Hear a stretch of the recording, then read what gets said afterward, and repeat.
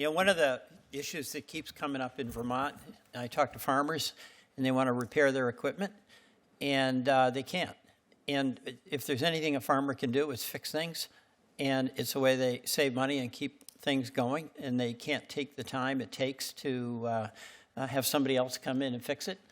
And they're not being allowed to do it.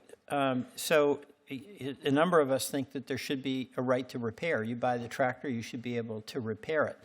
And to some extent, technology is becoming a device by which the manufacturers control the market and control prices, claiming it's intellectual property. But in fact, you bought the tractor, and if something goes wrong, why can't you, when you're somebody like a farmer and knows how to do things, fix it?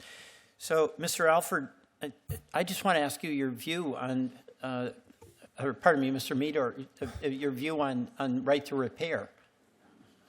Yes, I think it's incredibly important. And as you alluded to, the FTC has enforcement efforts in this exact area. I think it's critical that when a consumer buys a product, they can use their own labor or that of anyone capable to repair and maintain that product. I actually have a John Deere tractor myself, not the same one farmers use, but I know how expensive it is to have that just maintained. Well, I'll ask you, Mr. Alford. I brought, this is a car, but not a tractor, but I bring my car in to this place that is a mom and pop type of shop, and there's a lot of those in all of our communities, and they're telling me that it really costs them a lot to get the latest software to be able to fix whatever's wrong with my car, and it's leading folks to have to go to the dealership, which charges more. So it's bad for consumers, and it's bad for these mom and pop shops. Tell me your thoughts on this right to repair. Yeah, Senator Hawley asked Mark Meador about a DOJ case, and you're asking me about an FTC case. But the answer to your question is yes. Right to repair is a critical argument that is important in antitrust enforcement. That is currently being litigated in the John Deere case at the FTC. There's significant case law on the right to repair as a legitimate antitrust argument. And so I think, yeah, that's definitely viable, and we're seeing more and more of that. As you say, there's sort of like these hermetically sealed boxes of hardware that it's incredibly difficult to open, and if you open them, you lose your warranty, and if you don't go to the official service and things like that. So there's lots of problems related to that. If I can respond briefly to Senator Hawley's question on agriculture, we absolutely agree that agriculture and antitrust are fundamentally important. The DOJ currently is pursuing a major agricultural case in agri-stats, but some of the other issues that were mentioned by my fellow panelists with respect to buyer power and the consolidation of all of the sort of upstream farmers being forced to sell to a very, very fewer and fewer numbers of buyers at the end is a huge antitrust issue, and so we're definitely focused on that as well. And let me go back to Professor Amici. Is it professor? You're at Berkeley? I am at Berkeley, but I'm a senior fellow.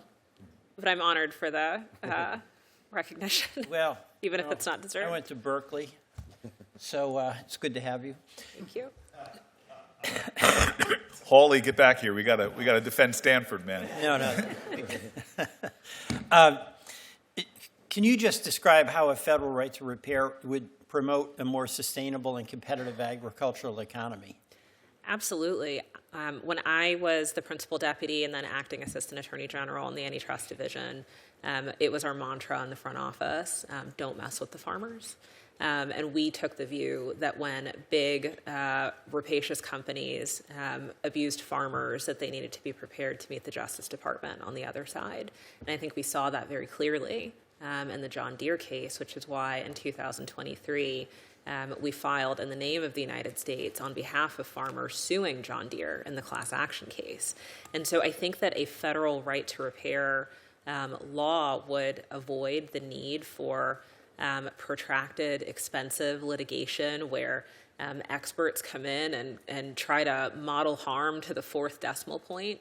There are just some things that come down to right and wrong.